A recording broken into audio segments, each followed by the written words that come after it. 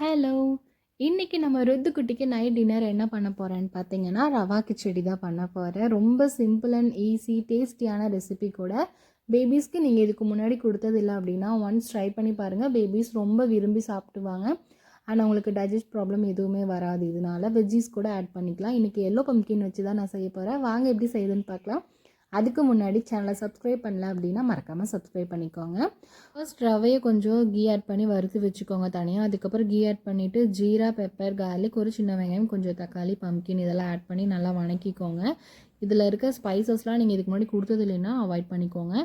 And அது கூட ரவையை ஆட் பண்ணிவிட்டு தண்ணி வந்து ஒரு ஸ்பூன் ரவைனா ஒரு பெரிய டம்ளரில் வந்து நிறையா தண்ணி ஊற்றி நல்லா கூழ் மாதிரி நீங்கள் அந்த கிச்சடி வந்து கலரிக்கோங்க.